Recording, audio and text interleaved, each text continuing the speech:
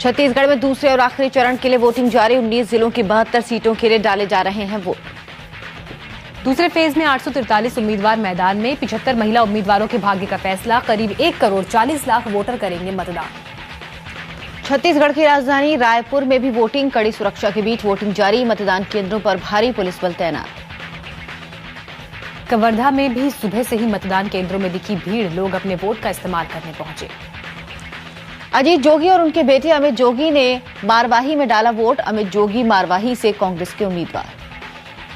अब तक रायगढ़ में 10%, मारवाही में 18% और भदगांव में 16% मतदान। सुरक्षा के कड़े इंतजाम।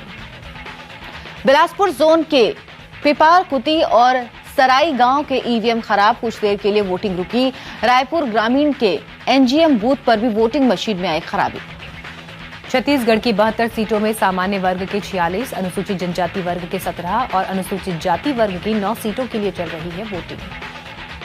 वोटिंग के लिए 18,015 पोलिंग बूथ पर 80,000 कर्मचारी तैनात। 20,957 ईवीएम का इस्तेमाल। चुनाव के लिए सुरक्षा के कड़े इंतजाम। करीब 1 लाख सुरक्षाकर्मी तैनात। छत्तीसगढ़ के बाद राजस्थान पर बीजेपी और कांग्रेस की नजर। मोदी और राहुल की आज टक्कर। नरेंद्र मोदी की आज राजस्थान में 5 रैली। अलवर, भरतपुर, सवाई माधोपुर, बांदीकुई और जयपुर में जनसभा को करेंगे संबोधित। मोदी के जवाब में राहुल की भी राजस्थान में रैली। चित्तौड़गढ़ और बीकानेर में 2 जनसभा को करेंगे संबोधित। राजस्थान में कांग्रेस की 17 बागियों पर गिरी गाज। पार्टी ने 6 साल के लिए निकाला।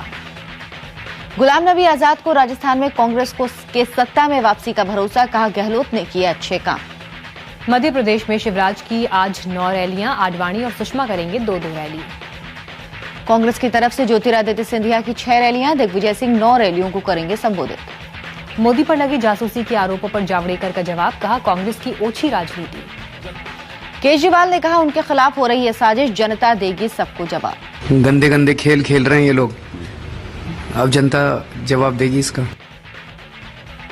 केजरीवाल ने स्याही फेंकने वाले शख्स नचिकेता को बताया मोहरा। पूरी साजिश बीजेपी ने रची। सेटअप किया हुआ था।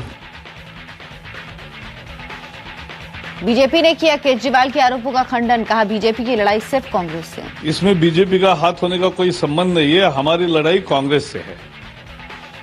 बीजेपी ने कहा 3 साल पहले महाराष्ट्र बीजेपी आईटी से जुड़ा था नचिकेता। बाद में पार्टी को छोड़ा। अन्ना हजारे बोले किसी नचिकेता को नहीं जानता। कभी नहीं किया हिंसा का समर्थन।